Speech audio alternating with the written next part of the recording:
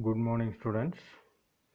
Today we will see or today we will discuss overview of communication system or what is communication system. Before going to the communication system, we will see the basics of communication. Communication is simply the basic process of exchanging information. The electronics equipments which are used for communication purpose are called communication equipments. Different communication equipments when assembled together form a communication system.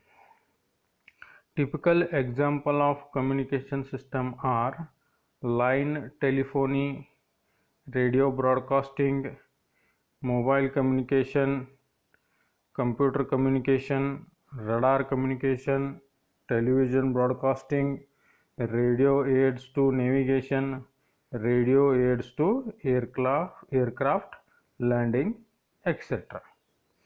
The communication process. In the most fundamental sense, communication involves the transmission of information from one point to another through a succession of processes as listed below. The generation of a thought pattern or image in the mind of a originator.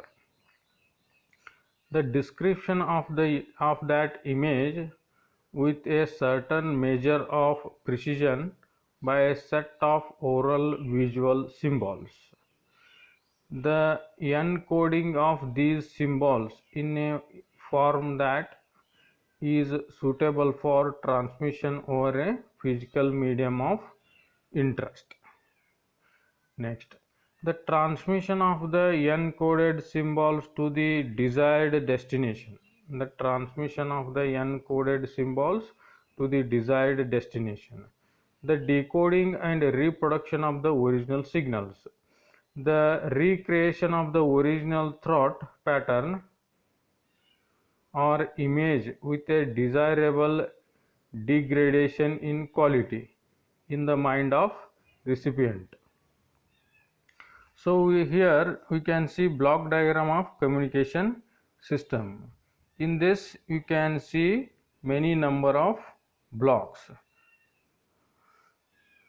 First we will go information source. The essential components of a communication system are information source, input transducer, transmitter, communication channel, receiver and destination. First one is information source.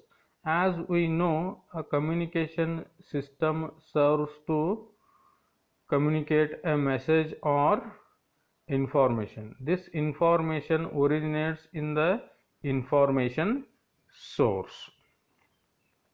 In general, there can be various messages in the form of words, group of words, codes, symbols, sound signals, etc.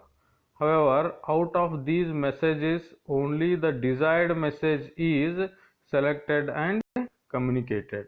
Therefore, we can say that the function of information source is to produce message which has to be transmitted. Next, input transducer. A transducer is a device which converts one form of energy into another form.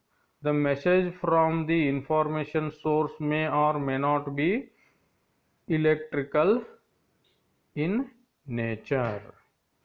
In case when the message produced by the information source is not electrical in nature, an input transistor is used to convert it into a time varying electrical signal. For example, in case of radio broadcasting, a microphone converts the information or message which is in the form of sound waves into corresponding electrical signal. Next is transmitter. The function of the transmitter is to process the electrical signal from different aspects. For example, in radio broadcasting, the electrical signal obtained from sound signal is processed to restrict its range of audio frequencies up to 5 kHz in amplitude modulation radio broadcast and is often amplified. In wire telephony, no real processing is needed. However, in a long distance radio communication, long distance radio communication, signal amplification is necessary before modulation. Modulation is the main function of the transmitter. In modulation, the message signal is superimposed upon the high frequency carrier signal. In short, we can say that inside the transmitter, signal processings such as restriction of range of audio frequencies, amplification and modulation are achieved. All these processing of the message signal are done just to ease the transmission of the signal through the channel. The channel and the noise. Next is the channel and the noise.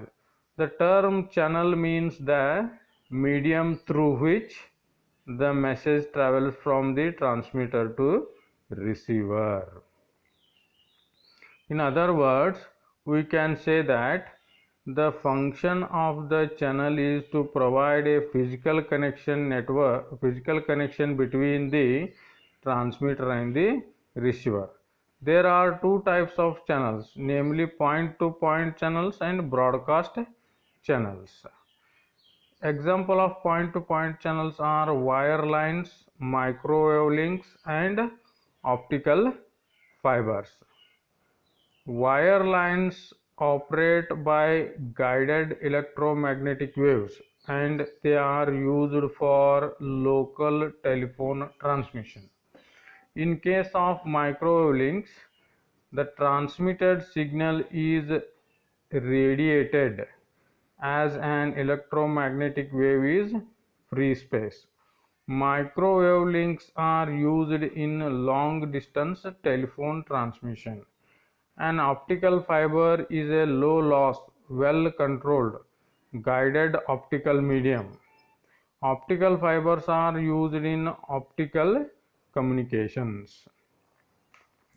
Next, although these three channels operate differently, they all provide a physical medium for the transmission of signals from one point to another point. Therefore, for these channels, the term point-to-point is used. On the other hand, the broadcast channel provides a capability where several receiving stations can be reached simultaneously from a signal transmitter. An example of broadcast channel is a satellite in geostationary orbit, which covers about 1/3 of the Earth's surface. Next, noise. Next is noise.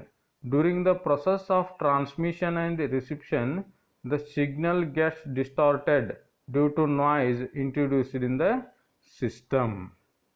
Noise in an unwanted signal which tends to interfere with the required signal. Noise signal is always random in character. Noise may be interfere with a signal at any point in a communication system. However, the noise has its greatest effect on the signal in the channel. Next is receiver. The main function of the receiver is to reproduce the message signal in the electrical form from the distorted received signal. This reproduction of the original signal is accomplished by a process known as the demodulation or detection. Demodulation is the reverse process of modulation carried out in the transmitter. Next is destination. Destination is the final stage which is used to convert an electrical message signal into original form. For example, in radio broadcasting, the destination is a loudspeaker which works as a transducer, that is, converts the electrical signal in the form of original sound signal. Next we will see what is digital communication. Digital communication is any message passed through digital devices. Digital communication is any message passed through digital devices. Digital communication is any type of information sent digitally. Next we will see advantages of digital communication. Next we will see advantages of digital communication. It is fast and easier. No paper is wasted. The messages can be stored in the device for longer times without being damaged. Next point is digital communication can be done over a large distances through internet and other things. It is comparatively cheaper. It removes semantic barriers because the written data can be easily changed to different languages using software. It provides facilities like conferring, which save a lot of time, money, and effort. Next, we will see disadvantages of digital communication. It is unreliable as the message cannot be recognized by signatures. The establishment of digital communication causes degradation of the environment in some cases. Electronic waste is an example. The vibes given out by the telephone and cell phone towers are so strong that they can kill small birds. Many people misuse the efficiency of digital communication. So here we covered block diagram of electronic communication system and what are the advantages and disadvantages of electronic communication system. Further we will see in further topic we will see in next video or in next slide.